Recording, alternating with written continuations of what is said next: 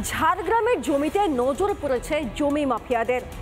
শাসক দলের মদতেই মোটা টাকার বিনিময়ে হাত বদল হয়ে যাচ্ছে একের পর এক জমি এবং অরণ্য কেটে মাথা চাড়া দিচ্ছে জনবসতি। প্রশাসন সব জানে, তবু নির্বিকার, এমনটাই অভিযোগ।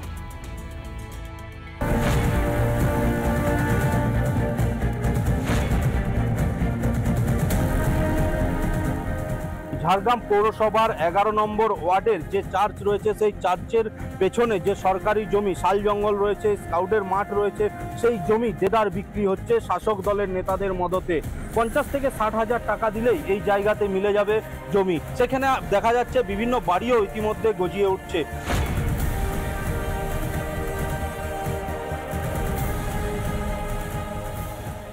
শাসক শ্রেণীর নেতৃত্বে একদল ভূমি মাফিয়া তৈরি হয়েছে, যাদের একমাত্র কাজ সরকারি জায়গাগুলোকে বিক্রি করা, রাতারাতি বসতি স্থাপন করে দেওয়া। বিশেষ করে বন দপ্তর বা বনমন্ত্রী এরা সবাই সবকিছু জানেন, এরা চুপ করে আছে।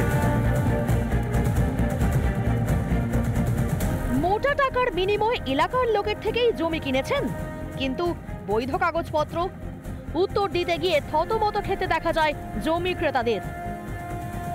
পুরো বাড়িটা জায়গাটা যখন কিনা হয়েছে তো অনেক টাকা দিয়েই কিনেছে। এ তো সরকারি জমি। এখন সরকারি হোক আর যে হোক, পয়সা দিয়ে আমরা কিনেছি, আমরা বাড়ি করে বসে রাখি। স্থানীয় লোকজনকে? হ্যাঁ, না না না, আমরা কোনো নেতাকে তার কাছ থেকে কিনি। এই 6 বছর মাত্র হয়েছিল। এই জায়গাটা কি আপনি কিনেছেন? হ্যাঁ। কত টাকায় কিনেছেন? 1,80,000। ক কাঠা জায়গা আছে? 3 কাঠা। এই যে খাস জায়গা বললো আর কি, মানে কাগজ করেছেন। অরণ্য সুন্দরীকে নিয়েও ব্যবসার অভিযোগ। কোথায় প্রশাসনের নজরদারি?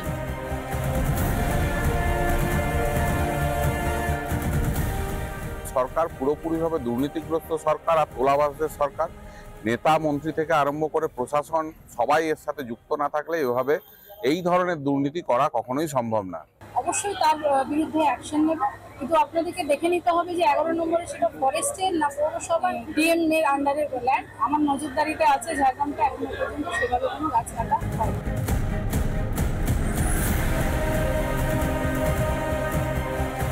কবে এই সমস্ত জমি দখলমুক্ত হবে, কবে ঝাড়গ্রাম অরণ্য সুন্দরী ঝাড়গ্রামে পরিণত হবে, সেদিকেই নজর রাখবো আমরা।